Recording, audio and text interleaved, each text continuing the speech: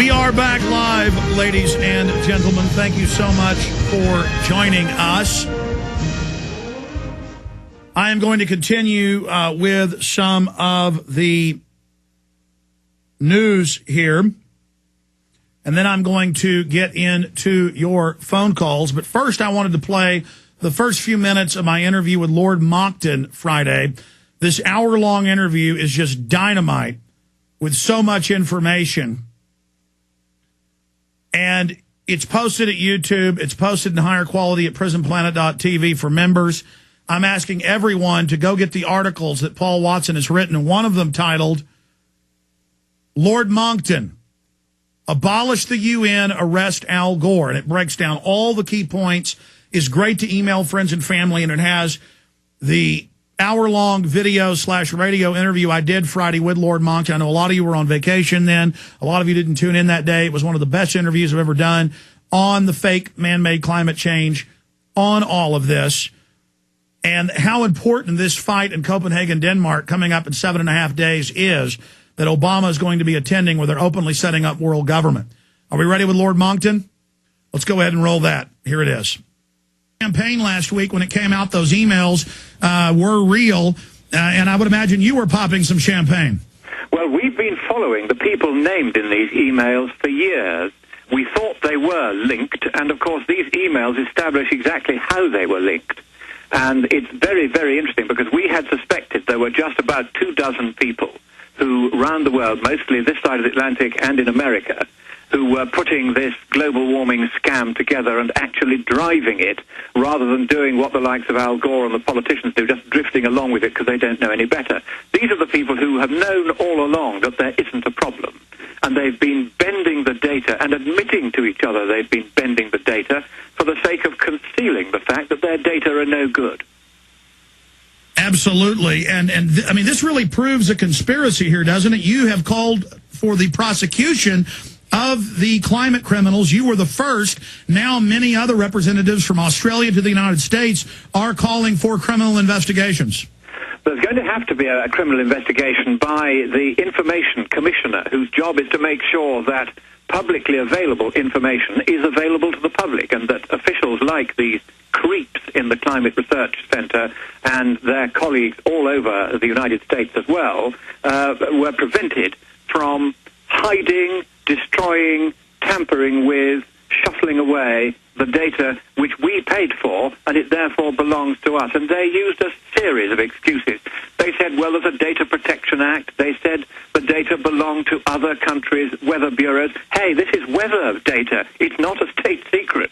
They were trying to say that they were emailing each other. They were saying, we are not going to give this data to anybody. They were even saying they wouldn't write any learned papers for journals which required, as part of the peer review process, that all the data and all the computer code and all the intermediate calculations should be shown and archived so that other scientists could check it. They were determined that other scientists shouldn't be allowed to check their work because they knew that they were simply making things up. These people are financial fraudsters. They took at least $20 million that we can trace in recent years in so-called grants for so-called scientific research, and they did it on the basis of a financial and scientific fraud. So they should not only be locked up for concealing and destroying data that have been requested under the Freedom of Information Act by other scientists, they should also be locked up for financial fraud and international racketeering.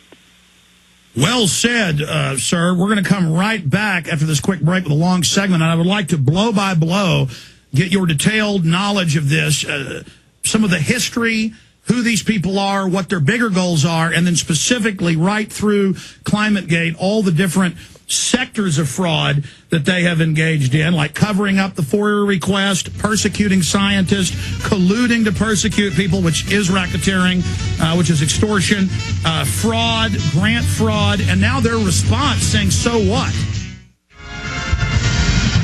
Well, for the rest of the hour, Lord Christopher Monckton, 3rd Viscount of Monckton and Brenchley, worked at the highest levels of the UK government at 10 Downing Street with one of the chief advisors to then Prime Minister Margaret Thatcher.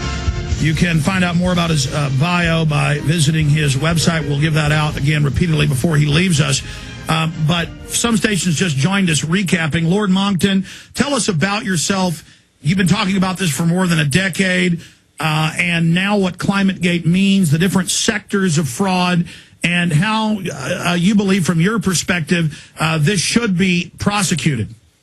For those who haven't come across ClimateGate, this was the release of a large number of emails between about 24 malevolent, crooked scientists right at the top of the climatological tree.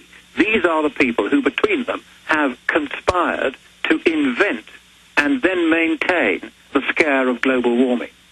And the emails came from the University of East Anglia's Climatic Research Centre, which specializes in calculating the global temperature record for the whole world over the last 150 years since we first began having what one might call global instrumental coverage with thermometers all over the world.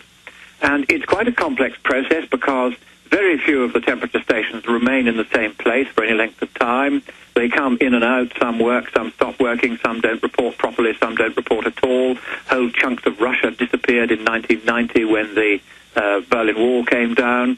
So it's very difficult actually to make sense of all this data. But unfortunately what they were doing at the Climate Research Centre with active assistance from many other climate scientists around the world was they were simply making up the 20th century record of temperatures. So we don't even know how much warmer it has got over the 20th century. We know, broadly speaking, it's got warmer because it's been getting warmer for 300 years, nothing to do with us. But we didn't know how much. And the whole idea of having this very elaborate international network of temperature stations with people going and looking in little boxes and making a note of the temperature every day and then phoning their local weather bureau and that then being passed on to just 2 or 3 places around the world, of which East Anglia was one where they compile these records. This was an enormously elaborate piece of work. And then when it got to East Anglia and the 2 American universities where this was processed, what they did then, as we now know because we've seen their computer code and we've seen their data, they didn't store the data properly. They didn't keep it in an organized form. They didn't know by the end of it what their own computer programs were doing, but they were processing all of the data several times over, and it had become a complete mess. And essentially, they were simply making up the temperature increases of the last 20 years. It is simply a fiction. It's science fiction. Well, expanding on that, and of course you obviously have read the emails, they talk about temperatures are dropping. How do we fix it? How do we spin it? How do we hide the decline? And then, of course, there's the whole area of how they're talking about keeping people out of journals, persecuting journals, blocking FOIA requests, working with government officials to block this information from the public. I mean, this is racketeering. It is racketeering. I think it is nicely covered by your RICO statute. And funny enough, we have just put a new act on the statute book a few years ago called the Fraud Act. And this is fraud on our side of the Atlantic and racketeering, as you would call it, on yours. These are people who deserve to go to prison for a very long time. And I'll tell you why I'm so angry about it, because this is a point that's nearly always forgotten in all the commentaries about climate change. That global warming isn't killing anyone, and it isn't going to kill anyone. What is killing people, and killing them by the million of starvation now, is the effect of the global warming scare. Because many nations, including the United States, have taken up to 1/3 of their agricultural land out from growing food for people who needed it to growing biofuels for clunkers that didn't. And that has meant in the last year or two a doubling, and I mean a doubling, of world food prices. And the World Bank says that nearly all of that doubling of world food prices is directly attributable to the biofuel scam, which in turn is directly caused by the global warming scare, and governments saying, well, even if it isn't true, we've got to take precautions. But you have to remember, you also have to take precautions to check that the precautions you're taking are not killing people by the million, which is what this policy of biofuels is actually doing. And by the way, all of this scare comes out from these idiots and these crooks and these criminals. I'm very sorry I'm not keeping my normal calm self here. No, please. I am so incandescent with fury taxpayers and you, as American taxpayers, have been paying to do this work, and we have been trusting them to do it right. They have simply not only been making it up, but as you rightly say, they have been tampering with the peer review process, trying to interfere with reviewers to persuade them to pass or not to pass papers they didn't like.